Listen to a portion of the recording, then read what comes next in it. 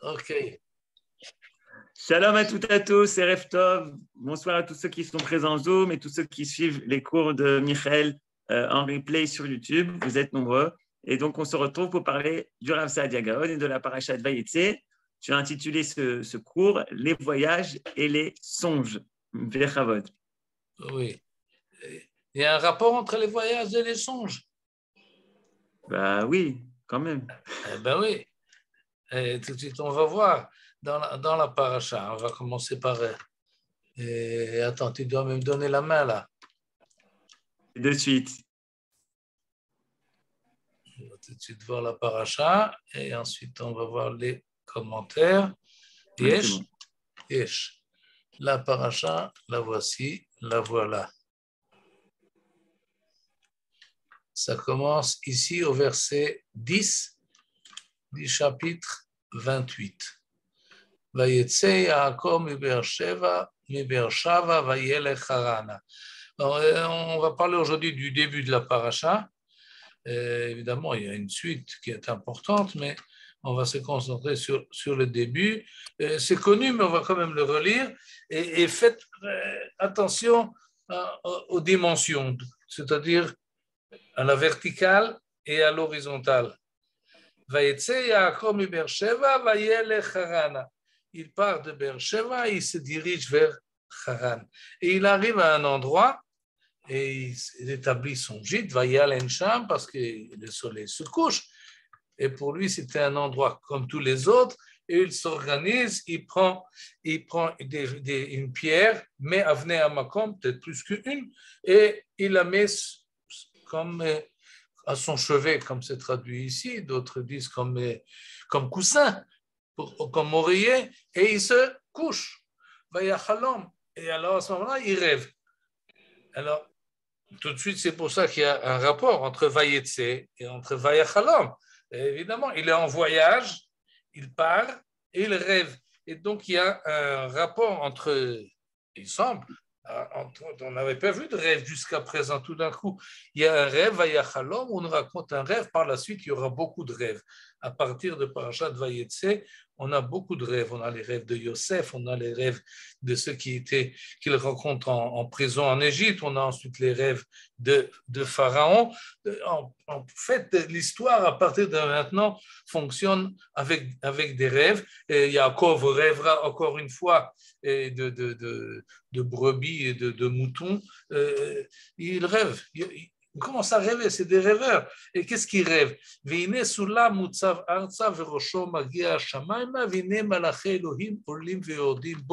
Lorsqu'on nous dit Vehine, c'est-à-dire tout d'un coup, il a cette image-là.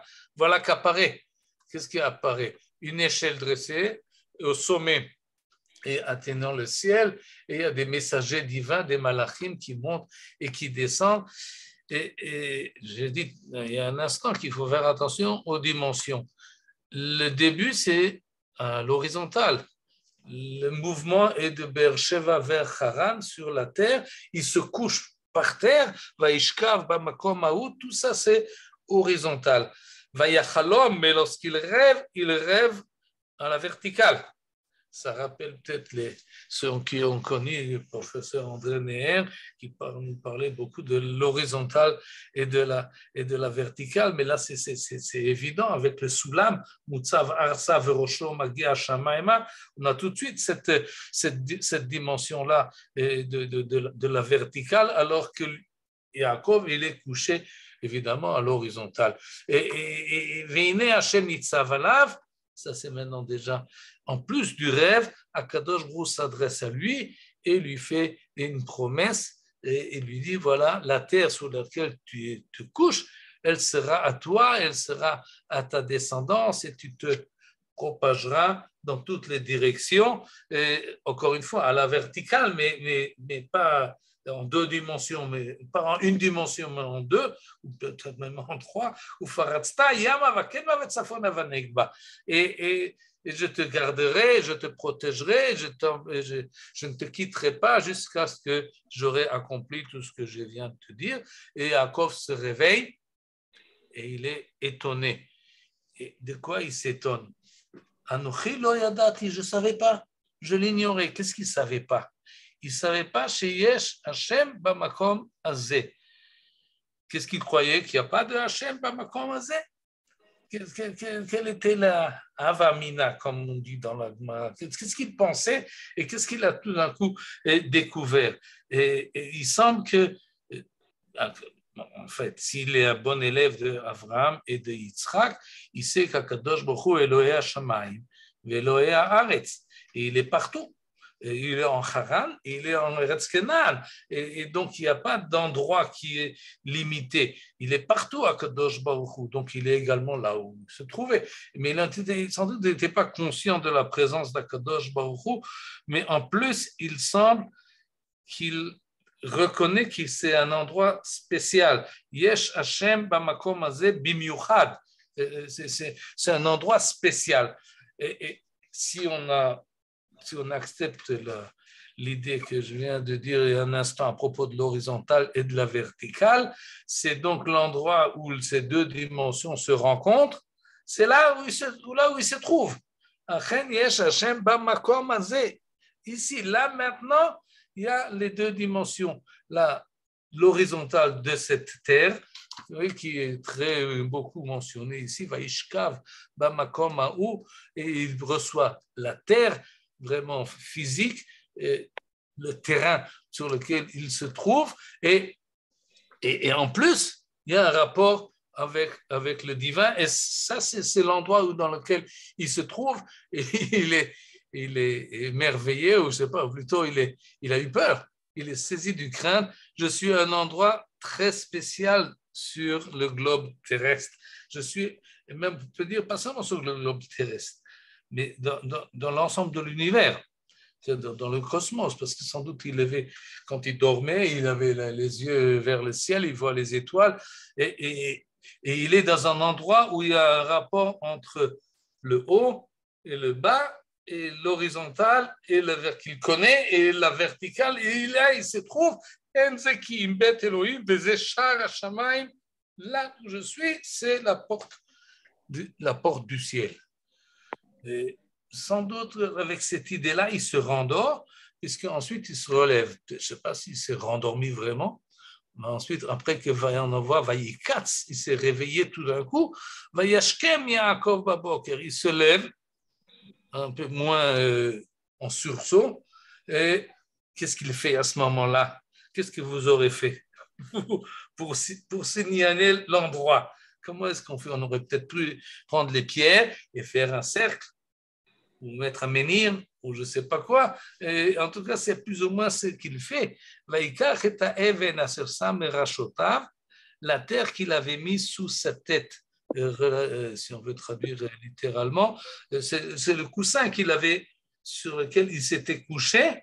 Et qu'est-ce qu'il fait avec cette pierre? Elle était à l'horizontale et il la met à la verticale. Vayasem otam matseva. Traduit en monument, c'est pas bon, un monument, ça suffit pas. Matseva, c'est la même pierre, oui, c'est la pierre sur laquelle il a mis sa tête. S'il l'a mis debout, il peut plus. Et d'où je sais qu'il l'a mis debout, parce que maintenant elle a une tête, cette pierre. Il y a un haut et il y a un bas. Elle a une tête de la même manière que le soulam de lequel il a rêvé, il avait une tête.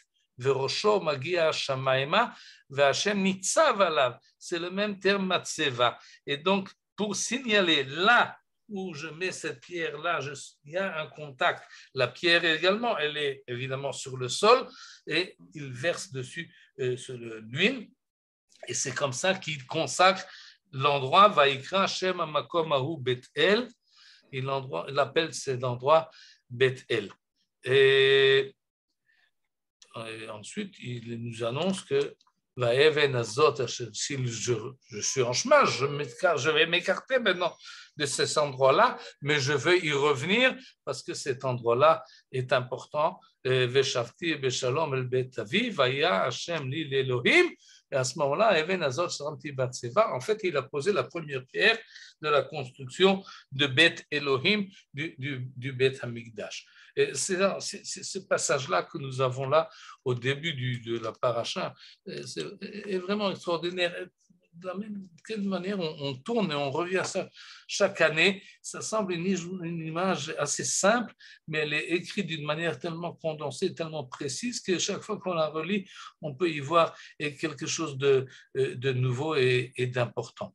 Maintenant, ce passage-là a été interprété et a été commenté et a été discuté, et on va tout de suite le voir. On va commencer par Ibn Ezra, que peut-être il est le dernier qu'on va citer aujourd'hui. Donc, chronologiquement, ce que je cherche, voilà, je l'ai là, mais je vais commencer par lui pour voir. Voilà, on va faire ça un peu plus grand. Voilà, on y est. Vous voyez bien, ça va, on voit? Oui, c'est bon. Maintenant, surprise, Augmente un peu. Là, c'est Ibn Ezra, tout de suite on va le lire, mais je ne dois pas sauter le sous-titre qu'il y a ici, Parashat Vayetse. Les fois précédentes, nous avions Rav Saadia Gaon. Et là, j'ai Rav Shmuel ben Chofni HaKohen Gaon. Alors, ça demande explication. Et l'explication, la justification plutôt, est la suivante. C'est que le Rav Saadia Gaon a écrit beaucoup. La plus grande majorité de ses écrits ont disparu, c'était des manuscrits. On a retrouvé une partie dans la Gniza du Caire, et on a refait, recollé et reconstitué, restauré les livres qu'on pouvait. Et on est arrivé au livre de Bereshit jusqu'à Parashat Vayetse non compris.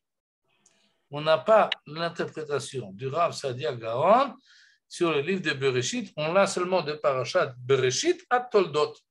Vayetse, on n'a pas ni Vayetse ni les suivantes. Par contre, à propos de Rav Shmuel ben Chofni HaKohen Gaon, tout de suite on va en parler quelques mots de cet homme important, on a l'inverse. Il a aussi écrit énormément de livres, plus de 60 volumes qu'il a écrits, entre autres un commentaire sur la Torah. Mais chez lui, on a l'interprétation du livre de Bereshit à partir de Vayetse et les suivantes. On n'a pas le début. Maintenant, c'est bizarre, cette situation-là. Qu'est-ce qui se passe? Est-ce que ceux qui ont recopié les interprétations sont dit jusqu'à Toldot, on peut se fier à Saadia Gaon. À partir de Vayetse, on passe un concurrent, c'est pas logique. Il semble que, on ne sait pas en fait pourquoi, mais on propose l'explication suivante, c'est que Rav Saadia Gaon n'a sans doute pas écrit de Pérouche à partir de Vayetse et suivant. On a sur le Shmot, Vayikra, etc., mais on n'a pas la deuxième partie du livre de Bereshit, sans doute qu'il n'a pas écrit. Et lorsque vient Rav Shmuel ben Chofni HaKohen Gaon, qui est monté sur, comme Rav Saadia Gaon était le Rosh Yeshiva de Soura à Bagdad, et Rav Shmuel ben Chofni Gaon est monté sur le même trône. Il était lui également Rosh Yeshiva à Bagdad de la même Yeshiva, mais 50 ans après. Alors il s'est dit, je vais aussi faire un commentaire sur le livre de Bereshit, mais je prends sur moi de compléter ce qu'il nous manque sans doute. C'est comme ça qu'on propose de nous expliquer. Et le Rav Shmuel ben Chofni Kohen Gaon, Rashbach, on l'appelle, était quelqu'un d'important. Il est décédé en 1013, alors que Rav Saadia Gaon est décédé en 942. Donc, quand même un écart entre les deux. Il a, comme je l'ai dit, beaucoup écrit sur l'interprétation de Tanakh, l'interprétation commentaire du Talmud, des livres de Halacha, des livres de pensée, des livres de méthodologie, et pas de grammaire, pas de piyutim, mais quand même beaucoup de volumes. Et il n'a pas tellement été publié. On l'a retrouvé également dans la Gniza. Et c'est donc quelqu'un qui, à son époque, avait sa place. Rosh Yeshiva de Soura est peut-être un des derniers, parce qu'après ça, le Gaona va un peu en déchéance. Mais en tous les cas, on connaît sa famille, on connaît ses parents et ses enfants. Quelqu'un qui avait une notoriété importante. Rav Shmuel ben Chofni Gaon. Et voilà ce que dit Ibn Ezra plus tard, oui, beaucoup plus tard. Et nous dira Ibn Ezra qui a fait un commentaire sur la Torah, que peut-être on aura l'occasion d'étudier, et dans son introduction, il commence comme ça, Neum Avraham Asfaradi, il parle de lui-même, Avraham Ibn Ezra, et il nous explique que les commentateurs de la Torah vont dans 5 directions. Et il nous dit, voilà, ensuite il nous dira la seconde, la troisième, la quatrième, et sur les 4 premiers, il fait sa critique, la 5e manière, c'est la sienne, et il dit que c'est la meilleure. Évidemment, c'est évident. Mais comment il nous fait les distinctions dans son introduction, voilà comment les Chachamim nous ont expliqué la Torah. La première méthode, la première moyen, Aruka verechava, elle est longue et large. Et pour les gens de notre époque, nos contemporains, c'est quelque chose d'important et très impressionnant. C'est comme dans le Tanya alors. Hein. Dans le Tanya, c'est là, tu arrives à la Emet. Derech Aruka Tzara. J'ai pas compris. C'est quoi c'est le ce que Tanya? dit le Baal Tanya qui dit que quand tu prends le chemin Aruka vers Tzara, tu arrives vraiment au point. Oui, tout de suite, on va lire la suite. Là, c'est le contraire. Il nous dit la chose suivante. Si on peut considérer la vérité comme le centre d'un cercle, alors ceux qui ont suivi ce chemin-là, ils ne sont pas dans le centre du cercle, mais ils sont plutôt dans le, comment on appelle ça, j'ai oublié le mot, ce qui dans un cercle rejoint le centre à la périphérique, comment on appelle ça? La circonférence. Non, pas la circonférence, c'est le rond. L'épicentre? Non. Le diamètre. La moitié du diamètre. Le diamètre, c'est d'un côté à l'autre. Le rayon. Le rayon, voilà. C'est-à-dire, si la vérité est comme le centre du cercle, ce chemin-là qu'on suivit tout au long, voir qui, c'est comme le rayon qui tourne autour, ou Achut Sovev Batechilan qui fait tout le tour et qui ramasse tout. Et en fait, il ne touche pas au point essentiel, mais il rassemble un peu tout ce qui rentre dans l'intérieur du cercle, dans la circonférence et vers l'intérieur. Au bas d'un Chougdolim, sur ce chemin-là, sont allés des grands et des importants. Qui sont ces grands et ces importants? Chachmei Yeshivot Bemalchut HaIshmaelim, les Raché Yeshivot dans le monde musulman, et ils nous donnent des noms comme par exemple Rav Yitzhak. Rav Yitzhak, on ne le connaît pas, mais on sait ce que dit dessus Ibn Ezra. Il dit qu'il a écrit 2 livres à partir du Bereshit Bara, Bereshit Pesuk Aleph, jusqu'à Vayochulu. C'est donc sur le premier chapitre du livre du Tanakh, de la Torah. Il a écrit 2 livres, et il n'a pas fini. Ve'od lo kala mirov dvarim. À tel point, et il nous décrit, là j'ai sauté parce qu'il nous dit, voilà, il nous amène. Et sur ce chemin-là, Uba Messila Azot, sur ce tracé-là, est allé Rav Saadia Gaon à Gola. Rav Saadia Gaon a suivi la même liste, la même trace et le même système. Ube Perush Yehi Meorot, le verset 14 du chapitre 1 de Bereshit, sur les astres. הכניס דעות אחרות לדעת המידות הנזכרות על פי חכמי הספירות. Il nous parle des sphirotes, un peu de Kabbalah, en tout cas les 10 sphirotes, il les fait mettre dans ce verset-là des lumières. Et Gam Rabbi Shmuel ben Chofni, de lequel nous parlons aujourd'hui, Rabbi Shmuel ben Chofni, Asaf Ruach bechofnav. Là, il joue un peu sur le nom du père de Rav Shmuel, il s'appelait Chofni, un nom biblique. Oui. Et qu'est-ce qu'il a fait, Rav Shmuel? Il a rassemblé Chofnav, c'est dans la paume de ses mains. Il a ramassé Asaf, il a récolté beaucoup de vent dans la paume de ses mains. Beaucoup de vent, ça veut dire beaucoup de choses qu'on n'a pas besoin. Ou entre autres, Et voilà l'exemple qu'il ramène. Beperouche Vayetse Yaakov, notre paracha, Berov Inyanav.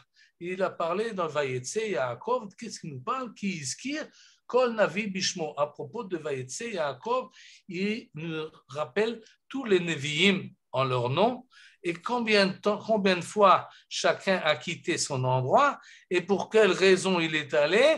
Et autrement dit, Rav Shmuel ben Chofni, quand il parle de Vayetse Yaakov, il va nous parler pas seulement de Yaakov qui est parti de là où il est parti, mais Moshe aussi a quitté son endroit, et Abraham a quitté son endroit, et Yirmiyahu, et Yona Hanavi, et il nous explique chacun pourquoi ils ont quitté là où ils étaient. Et il nous dit, il conclut Rav Ibn Ezra, Ve'en to'elet la perouche hazeh.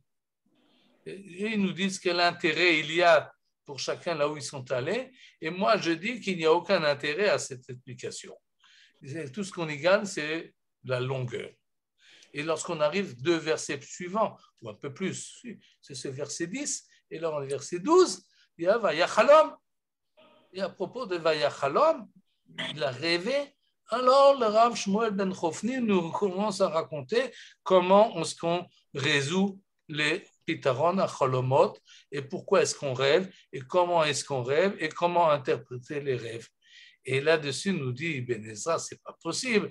Tout celui qui veut, et la mode al chokhmot chitzonot, tout celui qui veut avoir des sciences et veut savoir tout ce qui se passe, parce que celui qui nous a expliqué le livre de Bereshit, il pensait que pour comprendre, par exemple, à propos des astres, eh ben, il faut expliquer qu'est-ce que c'est un astre. Qu'est-ce que c'est une planète? Qu'est-ce que c'est le cosmos? Il faut tout un livre de... Sinon, tu ne comprends pas le verset, de quoi il s'agit. Si on nous parle du soleil, qu'est-ce que c'est le soleil? Ben, il faut expliquer qu'est-ce que c'est le soleil, etc., etc. Si on parle des arbres, ben, qu'est-ce que c'est les arbres? Tout un livre de botanique. Alors, nous dit le Rav Ibn Ezra, Avraham Ibn Ezra, premièrement, c'est trop long. C'est long. C'est trop long. Deuxièmement, celui qui veut savoir toute cette science-là, eh bien, qu'il aille chercher dans les livres de science. Et en plus, là, il gagnera parce qu'il trouvera également les preuves, alors que les Géonim les amenaient sans preuve. Ils faisaient une espèce d'encyclopédie de la connaissance humaine, et il rapporte toute cette connaissance-là dans les versets du Passouk. Quand on parle du voyage de Yaakov, il faut expliquer qu'est-ce que c'est les voyages. Quand on parle de Yaakov rêve, il faut expliquer qu'est-ce que c'est un rêve. Il dit ça, c'est pas la bonne méthode d'interpréter le Tanakh. Et donc, il fait là une critique et très virulente, on peut dire, sur ces chachamim qu'il respecte d'ailleurs. Chachmei Yeshivot, d'Achub Agdolim, ceux qui vont les suivre, il ne sera pas tellement poli envers eux, mais en tous les cas, Shmuel ben Chofni, il a beaucoup écrit effectivement, et ses commentaires sont très longs, et comme on l'a déjà rappelé une fois, il ne faut pas faire des livres trop longs. Si vous faites des livres longs, eh ben, personne ne les achète. Et si à l'époque il fallait les recopier, eh ben, personne ne les recopie. On recopie des passages. Et effectivement, les livres de Rav Shmuel ben Chofni Gaon, on connaît la liste parce qu'il y en a qui ont fait la liste, un inventaire des livres, mais on ne les a pas tous. Et ce qu'on a, on n'a que des passages qui ont été relevés par ceux qui n'ont pas recopié l'ensemble du livre parce qu'il était trop loin. Maintenant, on va voir d'une manière plus détaillée de quoi il s'agit exactement, quelle était la pérouche de Rav Shmuel ben Chofni sur Vayetse Yaakov et sur Vayachalom, et on va voir de quoi ils ont parlé effectivement, et on va essayer de donner une réponse à Ibn Ezra. Qu'est-ce que voulait effectivement dire le Rav Shmuel ben Chofni, et d'ailleurs qui a suivi la trace de Rav Saadia Gaon là-dessus aussi, et pourquoi est-ce qu'ils font ce détail et ce commentaire tellement long et tellement détaillé. Et voilà, je ramène ici, et j'ai recopié du livre que je l'ai ici, je ne sais pas si vous le voyez, Et ça, c'est le livre sur la moitié de Bereshit. Et beaucoup de pages. Je ne vais pas ramener ici tous les pages parce que c'est vraiment long. Et encore en plus, il y a des annotations. Sur Vayetse. Et nous dit la chose suivante. Reshit Mashenomar, au début de ce qu'on va dire, sur l'intérêt ou sur l'avantage qu'il y a pour les gens d'une manière générale à partir en voyage, d'une manière générale, et en particulier à propos de Yaakov Avinu. Et on va découper ou partager ces nesiot en plusieurs catégories et on va les organiser et au minyan avdei Hashem anosim, spécialement on va mentionner ceux qui sont les serviteurs de Dieu et qui sont des voyageurs. Qu'est-ce qui s'est passé dans leur péripétie? Venomar, on va dire le fait qu'on a demandé aux serviteurs de Dieu qu'ils partent en voyage, qu'ils partent d'un endroit à un autre, il y a beaucoup de raisons à cela. Il n'y a pas une raison, il n'y a pas deux raisons. Il y a 25 raisons différentes pour les Lévi'im se mettre en route. Et il nous fait la liste. Je n'ai pas ramené ici toute la liste. 25, il a parti, c'est extraordinaire. Il parcourt tout le Tanakh et il ferait comme sujet les voyages des Nevi'im. Et il nous dit pourquoi est-ce que les Nevi'im et Avdei Hashem se mettent en route. Et il nous fait la liste, on va voir rapidement ce que j'ai noté là.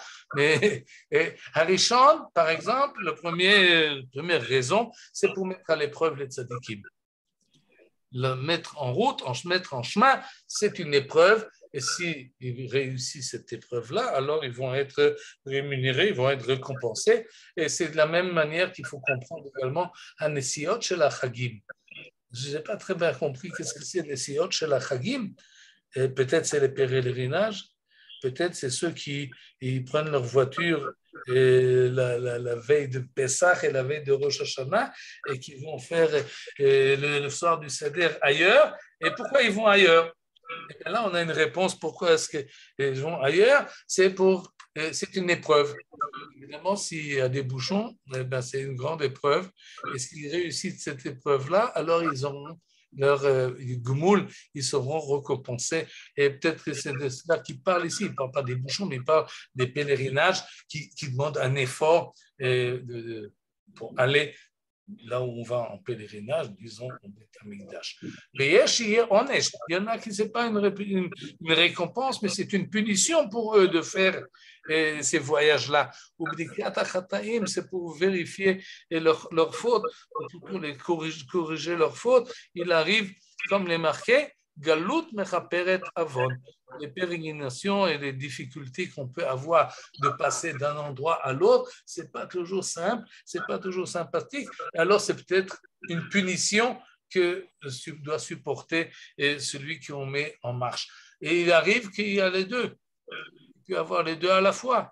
Par exemple, il rapporte l'exemple de la sortie d'Égypte, que pour certains, c'était une épreuve, pour d'autres, c'est une punition. Le même chemin, mais ça dépend de la personne de qui il s'agit. Quatrième possibilité, il y en a qui cherchent, ils vont ailleurs pour être plus en sécurité et pour trouver refuge. Et par exemple, il ramène l'exemple de David qui est allé à Achish Melech Gat. Cinquième possibilité, que c'est pour des besoins pécuniaires, pour chercher à manger. Amazon, Mashke, on a besoin de choses qui nous manquent ici, alors on va aller chercher ailleurs, entre autres, de quoi boire, de quoi manger. Par exemple, ce que Abraham Avinu part d'Eretz Israël et va en Égypte parce qu'il a faim, parce qu'il va y Ra'av Ba'aretz. Ou Bricha, une autre possibilité, c'est qu'il s'enfuit. Mais à Nezek, il y en a qui doivent s'enfuir parce qu'ils sont menacés. Comme par exemple Yaakov, dans notre paracha, Vayetse Yaakov miBe'er Sheva. Et pourquoi il part? Parce qu'il est menacé par Esav. Et David également a été menacé par Shaoul, alors il s'enfuit. Et autre possibilité qu'on part, c'est pour aller rencontrer des amis et rencontrer la famille, comme par exemple Yaakov Avinu, qui va chez Yosef, ou par exemple Moshe, qui revient de Midian pour aller et dire, je vais voir Mashlom Achai Bemitzrayim, comme ça il dit à Yitro. Encore une possibilité, Barzarat Anashim Bitshuva, de faire revenir les gens en faire Teshuvah, comme par exemple Yona qui Akadosh Baruch Hu a demandé de partir à Ninvé. Et comme ça, il nous fait la liste de 25. On ne les a pas tous les 25 parce qu'on n'a pas tous les comment dire, dans les restes qui ont été retrouvés dans la Gnisa, c'était un peu fragmenté, et donc on n'a pas toute la liste, mais c'est comme ça que le Rav Shmuel ben Chofni Gaon nous explique Vayetse Yaakov miBe'er Sheva. Et alors il faut se demander la question, mais pourquoi? Qu'est-ce qu'il a en tête? Pourquoi c'est important de nous détailler ces choses-là? Et je ne sais pas véritablement quoi dire, mais on peut peut-être proposer et penser qu'en fait, et lorsqu'il voit le pasuk Vayetse Yaakov miBe'er Sheva, Rav Shmuel ben Chofni Gaon se pose la question, pourquoi est-ce qu'un prophète ne reste pas chez lui? Pourquoi si la protection divine qu'Akadosh Baruch Hu lui dit, comme il dit à Yaakov, Ushmarticha bechol asher telech, je te garderai et là où tu iras. Il a donc protection, on lui donne protection.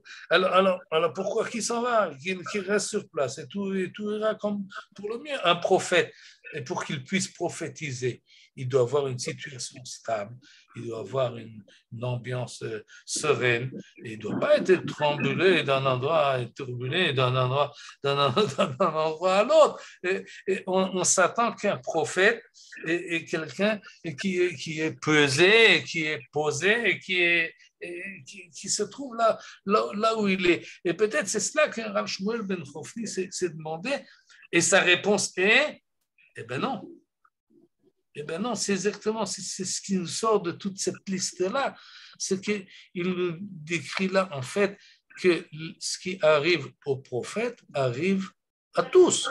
C'est vrai que des fois, le prophète, il est en mission pour faire teshuva à d'autres, ou comme dans la liste, on peut trouver, parce qu'il doit faire une prophétie ici ou ailleurs. Mais il n'y a pas que cela. Il y a des prophètes qui doivent manger, ils n'ont pas à manger là où ils sont, ils doivent aller ailleurs pour trouver leur manger. Ils doivent aller ailleurs pour trouver leur femme. Ils doivent s'enfuir parce qu'ils sont menacés. En fait, ce qu'il nous décrit ici et dans cette liste-là, et qu'il a accompli en scanner de tout le Tanakh pour voir tout ce. Non, ne vous imaginez pas qu'un prophète, c'est quelqu'un qui se trouve, comme on dit aujourd'hui, dans la tour d'ivoire, entouré de sages, ou bien il s'assied sous l'arbre et il prophétise. Non, ce n'est pas cette image-là. La vie terrestre du prophète, si on peut dire la vie horizontale du prophète, elle est comme la vie de tout un chacun. Et il a les mêmes difficultés, et même des fois plus de difficultés que d'autres. Et donc, on peut constater que dans le Tanakh, presque tous ont dû quitter leur maison et aller voir ailleurs pour des raisons multiples et différentes. Il en a nommé 25, mais en fait, ils n'ont pas leur stabilité, ils n'ont pas leur maison à eux. C'est des gens qui bougent, on peut dire. Et ils bougent pour des raisons très prosaïques et très habituelles, on peut dire. Et c'est cela que peut-être Rav Shmuel ben Chofni Gaon veut nous dire. On dira tout à l'heure quelque chose d'autre après avoir vu la deuxième, quelle heure il est? Oui, ça va, on est encore dans les temps. À propos des songes, là, comme on l'a dit tout à l'heure, si les voyages sont à l'horizontale, les songes sont à la verticale. Et là, il y a quelque chose de spécial. Pourquoi c'est spécial? Parce que jusqu'à Yaakov, on n'a pas de songe. On a de nevoua, on a de la prophétie, mais on n'a pas de chalom. Vaya chalom. Est-ce que c'est la même chose ou c'est deux choses différentes? Oui, est-ce que le machazé, la vision qu'avait Abraham au Brit Ben Abtarim, c'est un rêve? On parle là-bas de Tardema. Mais il arrive que Vayera Elav Hashem Be'elonim Amre. Il fait un rêve, c'est un rêve. Et lorsqu'on parle d'un rêve, c'est une prophétie. Lorsque Yosef rêve, il fait une prophétie. Et quelle est la distinction entre un rêve et une prophétie? Et c'est pas clair. En tout cas, dans le Tanakh, il n'y a pas une distinction très, très précise entre les deux, surtout dans notre chapitre à nous. Je ne vais pas maintenant remettre le chapitre sur l'écran, mais on se rappelle qu'après avoir vu cette image-là de l'échelle avec les anges qui montent et qui descendent, alors Akadosh Baruch Hu lui parle et lui dit quelque chose. Et donc, il y a peut-être les deux. Il y a au début un rêve et ensuite il y a la prophétie. Est-ce qu'un rêve mène à la prophétie ou pas? De quoi exactement il s'agit? Et comment interpréter ce rêve-là? Alors, on a ce passage-là, qui encore une fois, je l'ai raccourci de beaucoup, de Rav Shmuel ben Chofni Gaon, et il nous parle là des songes sur plusieurs pages. Longue page et il nous dit que c'est un raccourci ce qu'il nous écrit parce qu'il a déjà expliqué ça longuement précédemment. Et nous avons le passage qu'il a écrit dans Parashat Miketz à propos des songes de Pharaon et il semble que ce n'est qu'un raccourci de ce qu'il a écrit dans Parashat Vayetse. En tout cas, comme ça, il apparaît également de Ibn Ezra. Et donc, on a ce texte-là et il nous dit des choses intéressantes à propos des rêves et de la manière de les interpréter. Pour Yosef, c'est à peu près clair que c'est la prophétie. Pourquoi c'est clair? Parce que ça s'est réalisé. Non, mais il rêve de quelque chose. Oui, le Diavad, oui. Puis il parle de quelque chose qui va se passer dans l'avenir d'une manière claire. Enfin, oui. Comme ça, on comprend. Mais quand Abraham prophétise, il n'attend pas que ça se réalise. Il n'attend pas que ça se réalise pour savoir que c'était une prophétie. Et peut-être dans l'évidence des choses, c'est différent, mais dans la nature ou dans l'essence des songes et les prophéties sont peut-être la même chose. Les Chachamim nous disent que le rêve est un 1/60e. Et je ne sais pas comment on mesure exactement ça, ou bien de la prophétie. En tous les cas, elle nous dit Rav Shmuel ben Chofni la chose suivante, de la même manière que le juge, je vais le traduire ça directement, doit faire une chakira, une recherche sur ce que lui ont dit les deux parties qui se disputent, mais ça ne suffit pas qu'il doit écouter ce qu'ils disent, il doit également les demander sur ce qu'ils n'ont pas dit. C'est-à-dire les deux parties se présentent devant le juge, il écoute bien leur thèse, mais il demande des questions en plus pour exactement vérifier la situation et il doit leur dire. De la même manière, celui qui veut interpréter un rêve, eh bien, il doit écouter attentivement le récit du rêve, mais ensuite il doit poser des questions en plus. Quelles sont les questions? Je vais tout de suite les dire. Dans un instant, on va les voir. Mais ce n'est pas seulement le juge qui doit faire comme ça, mais également le médecin.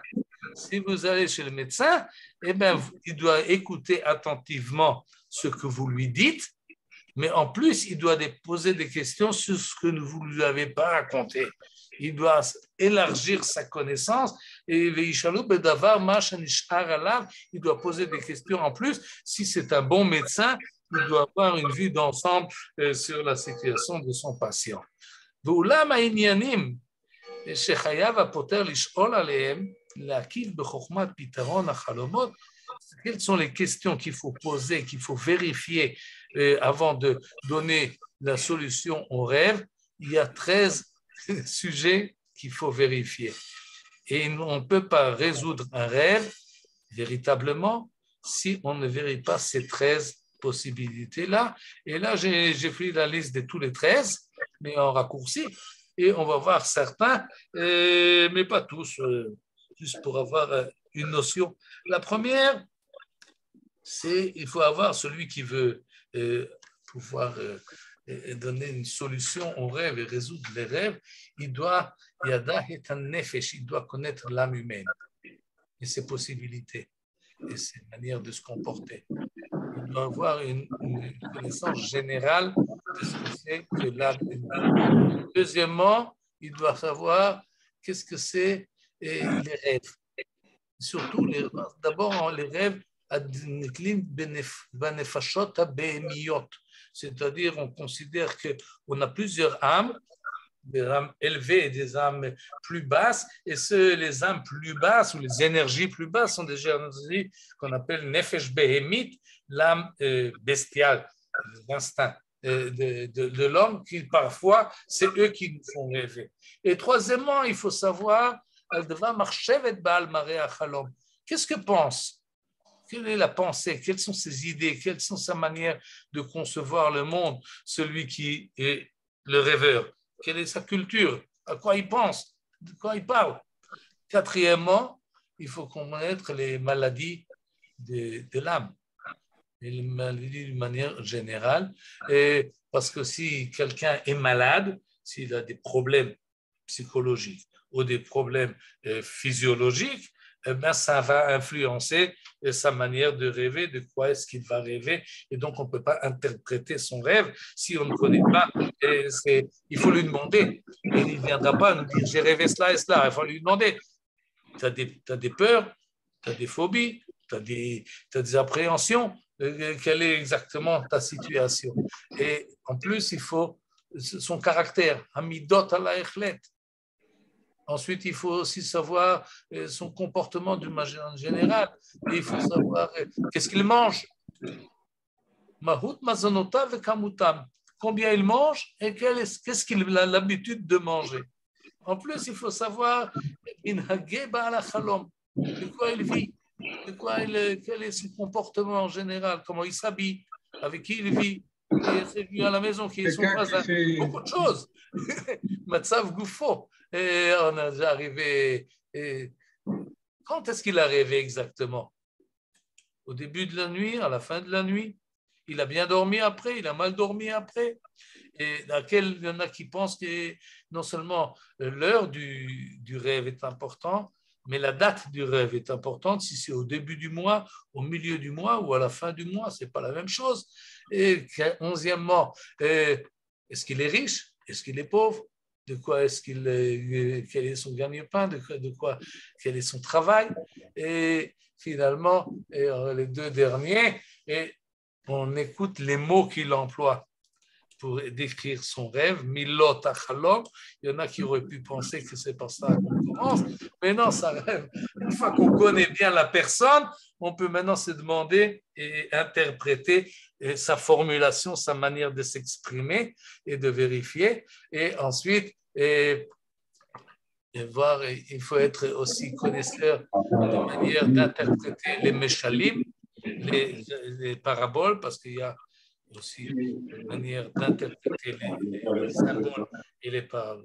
Et finalement, im yedayek hapoter b'idiat kol ze pitrono she'en bo mishge b'shum panim v'ofen. Si on suit cette démarche-là et on fait attention à toutes ces connaissances, alors il y a pitrono she'en bo mishge b'shum panim v'ofen. Alors celui qui interprétera, eh bien, il comprendra et résoudra le rêve d'une manière la plus précise possible. C'est la psychanalyse. Et c'est pas la psychanalyse, c'est pas Freud, c'est pas Jung, c'est pas Fromm et compagnie. Non, on est beaucoup, on est au 9e siècle, on est au 10e siècle.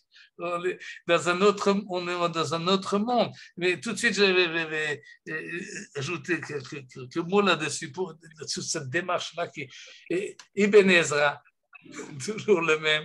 Et il dit Ve'atema, c'est très étonnant que Rav Shmuel Chofni Gaon a mélangé ici Chalomot Bnei Adam im Chalom HaNevoua. Tout ce qu'il nous dit là, c'est vrai pour les rêves des hommes normaux, disons, des hommes communs. Mais on parle ici à propos de Yaakov, puisque c'est dans notre paracha, oui, Perek Kafret. Et il s'agit d'une prophétie. Est-ce que la prophétie fonctionne comme un rêve? Et pour Ibn Ezra, non. En fait, dans cette remarque-là d'Ibn Ezra, on a déjà... Il y a quelqu'un qui a son micro ouvert et ça fait beaucoup de bruit. Là. Famille Athias, je vois. Alors, fermez vos micros, Bevakasha.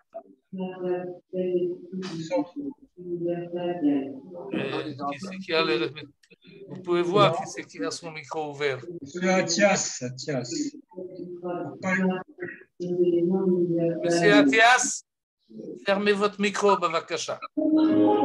Ils n'écoutent pas. Ils écoutent la radio. Alors, qu'est-ce qu'on fait? On continue. Et en tous les cas... tu peux lui fermer, toi, peut-être. Johan, si tu nous entends, ferme tous les micros. Voilà.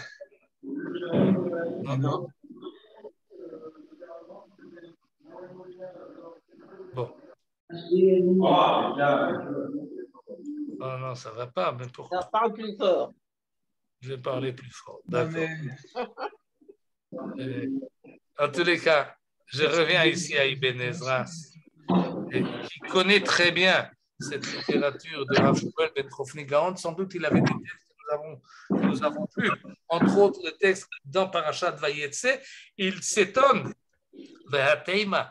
c'est étonnant que le Rav Shmuel a mélangé les rêves de tout un chacun avec les rêves de prophétie.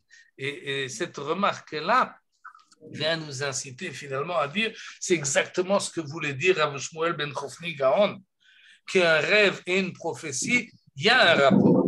Et pour interpréter les rêves ou interpréter une prophétie, c'est proche.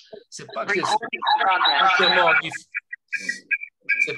les deux sont la même chose, mais il veut dire qu'il y a un rapport entre les deux.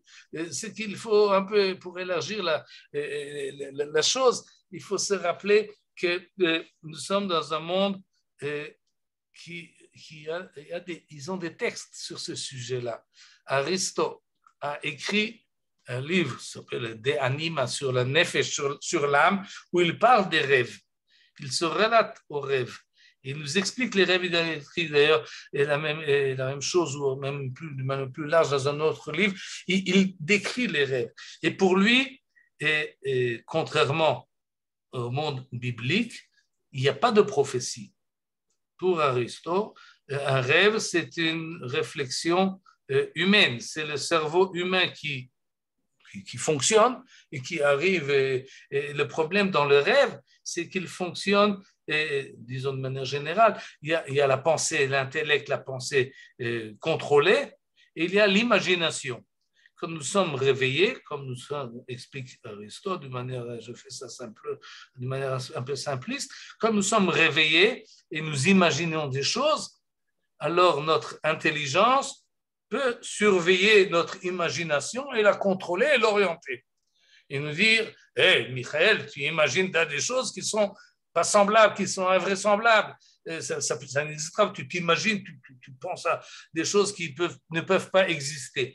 Mais lorsqu'on est en état de léthargie, on dort, alors notre cerveau, notre intelligence plutôt, ne fonctionne pas, notre imagination se déballe sans contrôle. Et c'est pour cela que nous rêvons des choses qui sont impossibles. Mais en fait, c'est un fonctionnement humain. Le rêve, c'est une fonction imaginative non contrôlée par l'intelligence. C'est plus ou moins ce que nous dit Aristote. Il ne pense pas qu'il peut y avoir une prophétie, c'est-à-dire quelque chose qui vient nous parler d'en dehors et qui nous rentre dans la tête, en dehors de la tête, qui vient de l'extérieur, comme on le sait que c'est le cas dans le Tanakh. En fait, on touche ici l'essence de la différence entre la culture grecque et la culture juive. Pour le judaïsme, oui, il y a la prophétie. On croit en la prophétie, on croit au fait qu'il y a quelque chose de transcendant qui peut s'adresser à l'homme et l'homme peut capter un message qui vient d'en dehors de lui. Alors que pour Aristote, c'est pas logique, c'est pas scientifique, ça n'existe pas. Et c'est au-delà pour lui le monde des dieux dans lequel il croit. Et c'est un panthéon qui est éloigné et qui n'a pas de rapport véritable avec les vivants, avec les humains. Et là, on touche, si on peut dire, l'essence même de la paracha, c'est-à-dire le rêve de Yaakov, Sula Mutzav Arza Verosho Magia Shamaima, Malaché Elohim qui vont d'en haut et d'en bas, qui font le circuit dans les deux directions, va Hashem Mitzav Alav et lui parle. Ça, c'est quelque chose qu'un grec ne pouvait pas comprendre. Maintenant, dans le monde des musulmans, évidemment, il y a la prophétie, mais les musulmans étaient influencés par la culture grecque et ils veulent comprendre la prophétie à partir de Aristote. Et là, ils se compliquent la vie et ils font cet effort-là. Ibn Sina, Ibn Rushd. Ibn Sina est contemporain de Rav Shmuel ben Chofni Gaon. Ibn Rushd viendra plus tard. Ils ont trouvé des systèmes pour interpréter, pour comprendre la philosophie d'une manière rationnelle. Je ne vais pas m'attarder là-dessus parce qu'il est déjà tard. Mais en fait, il vient nous dire, oui, on peut comprendre d'une manière rationnelle les textes de la Bible et du Coran. On peut concevoir d'une manière scientifique la possibilité d'une prophétie. Et c'est ce qu'ils font. En fait, ils interprètent Aristote selon leurs croyances, c'est ce que fait Ibn Rushd, c'est ce que fait le contemporain de Averroès et le Rambam, et c'est ce que fera finalement Augustinus pour les chrétiens, dans tous ceux qui sont croyants dans la nevoie et qui sont un esprit rationnel, essaient de faire le joint entre les deux. Et en fait, ce que nous fait ici Rav Shmuel ben Chofni Gaon dans cette manière-là d'expliquer le rêve à propos du rêve de Yaakov, il ne veut pas faire cette distinction entre nevoie et chalom. Il veut essayer de réunir les deux. Si vous voulez comprendre véritablement la prophétie, il faut connaître toute cette liste-là. Et c'est cela la démarche essentielle, finalement, des Geonim. Si on veut comprendre la Torah, il faut avoir la connaissance générale du monde. Il faut connaître le monde. Si tu ne connais pas le monde, tu ne comprends pas le Passouk. Et en fait, c'est le subtexte de tout ce qu'ils nous font. Ce n'est pas qu'ils font simplement une encyclopédie et pour nous expliquer. Mais non, c'est la manière d'approcher la Torah. N'approche pas la Torah comme si tabula rasa, tu ne sais rien, tu ne comprends rien, et tu n'as aucune connaissance, tu n'as pas de jugeote et tu lis le Passouk. Non, tu dois avoir le maximum de connaissances possible. Et dans ce maximum de connaissances possible, tu interprètes le passouk que tu as devant toi. Et ça, c'est le système qu'ils font. Ils le font d'une manière très systématique. Par exemple, dernier exemple, qu'on va dire par cœur, mais à propos du mot vayetse. Qu'est-ce que ça veut dire vayetse? Il est sorti. Alors, qu'est-ce qu'ils font pour comprendre? On va voir, sorti, oui, je me suis inscrit là. On peut sortir de la ville, on peut sortir dans la ville, on peut aussi dépenser. Dépenser, c'est sortir de l'argent. On peut aussi, la descendance. La descendance, c'est sorti. Vayetze choter migeza ishai, ou bien la propagande. Vayetze le chashem, ou bien délivrance. Ki besimcha tetzeu beshalom tuvalu, ou bien on sort vayetzu bemachol. Ils sont sortis et ils nous font la liste. Pourquoi est-ce qu'il fait la liste? Parce que si tu veux comprendre le verset, tu dois t'approcher du verset avec le maximum de connaissances générales possible. Une fois que tu connais l'ensemble, ben choisis le véritable, ce qui convient le plus. Et ce système-là de pensée, cette méthode de pensée, d'approcher la vérité pas à partir de rien, qu'il n'y a que le verset, mais au contraire, à partir de la connaissance de toutes les possibilités possibles, mais dans les possibilités qui nous sont proposées, je dois faire l'effort intellectuel pour choisir le vrai. Et de toute cette interprétation de Vayetze, quel est le vrai? Eh bien, il est sorti physiquement de Beersheva au niveau horizontal, Vayetze Yaakov mi Beersheva, Vayelech Harana. Parce que sinon, on peut comprendre, comme Rashi nous le fait comprendre, que lorsque Yaakov est sorti de Beersheva, Yetziat Sadik Menaïr Osa Roshem, fait impression. Et Pana Ziva, Pana Adara. Ce qui est sorti de la ville, ce n'est pas seulement Yaakov, la personne physique, mais c'est toute son auréa qu'il avait, tout son auréole, plutôt, on dit comme ça en français, toute son influence dans la ville est sortie de la ville. Vayetze Yaakov mi Beersheva. Il n'y a plus rien dans Beersheva une fois que Yaakov est sorti. Ça, c'est mélanger l'horizontale et la verticale. Et ça, les Géonim font très attention lorsqu'ils étudient un texte de l'approcher de la manière la plus précise, mais dans un contexte le plus vaste possible. Et cette démarche-là, que Ibn Ezra a été étonné, mais il n'est pas tellement étonné en fait. Mais parce que ce qui le dérange, c'est que c'est très long. Finalement, si on veut comme ça réfléchir, essayer une fois de vérifier un sujet de cette manière-là, vous devez faire plein de doctorats pour arriver finalement à comprendre un verset de la Torah. C'est pas possible, c'est beaucoup trop long et c'est pesant. Mais dans cette manière de réflexion, et ils le font. Je finis par cela, dans Emunot Vedeot, le livre de Rav Saadia Gaon, ça ne s'appelle pas Emunot Vedeot, Hanifchar ba Emunot Vedeot. Hanifchar, il fait, dans chaque sujet, il ramène plusieurs possibilités, plusieurs conceptions, il dit, voilà ce qu'on pensait à ce sujet-là, ça c'est pas vrai à cause de cela, ça c'est faux à cause de cela, ça convient pas à la réalité, ça se contredit, alors qu'est-ce qui reste? Eh bien, ce qui reste, c'est la vérité.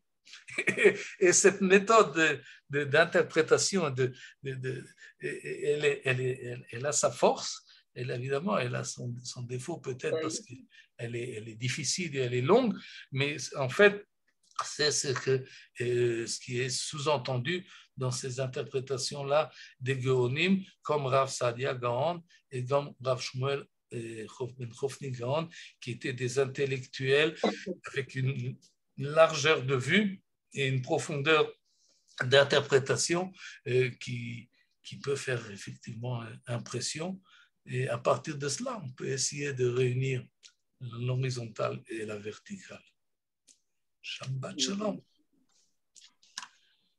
Il y a une autre manière d'interpréter les rêves qui sera, qu'on appellerait aujourd'hui peut-être la psychanalyse, parce que dans la Gemara de Barachot, on parle des rêves qu'il faut raconter devant trois personnes et qu'ils sont interprétés, etc.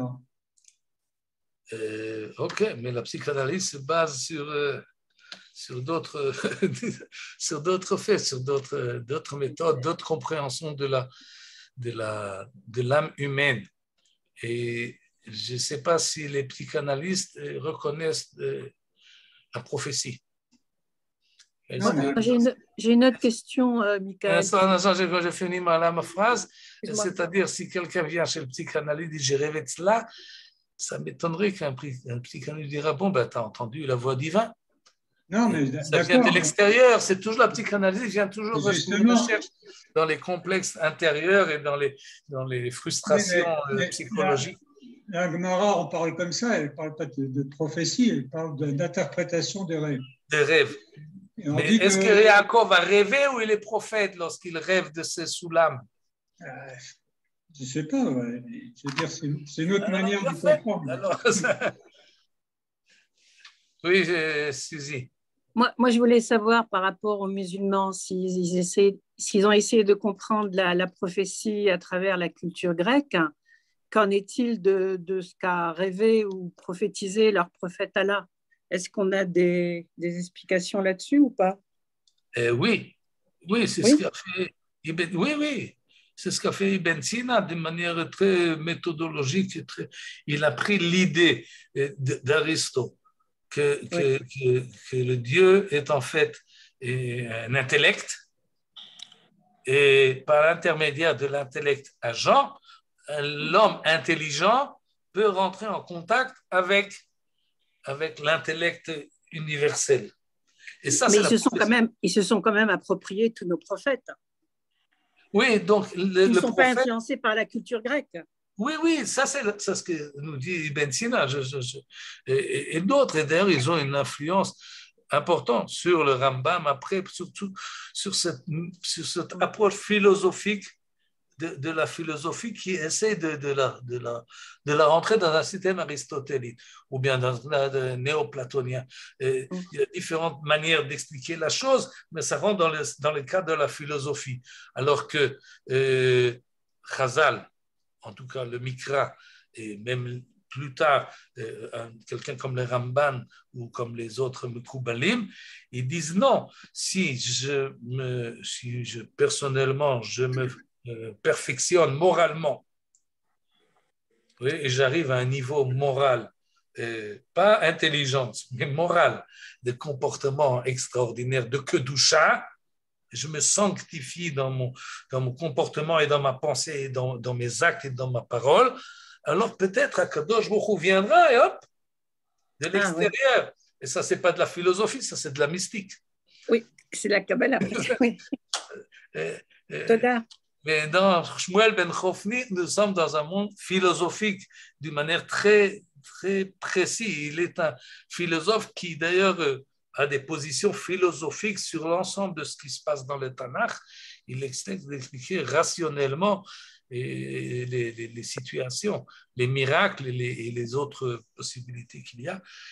Oui, et il faut savoir que cette approche philosophique du judaïsme était très forte à l'époque de Rav Sadia Gaon et de Rav Shmuel ben Chofni Gaon, et a influencé plus tard Ibn Ezra, et finalement ça arriva au Rambam. Et il y a des époques où c'est plus fort, il y a des époques où c'est plus faible. Je ne sais pas où on en est maintenant. Merci. Shabbat shalom. Shabbat shalom. Shabbat shalom. Shabbat shalom. Amen. Shalom.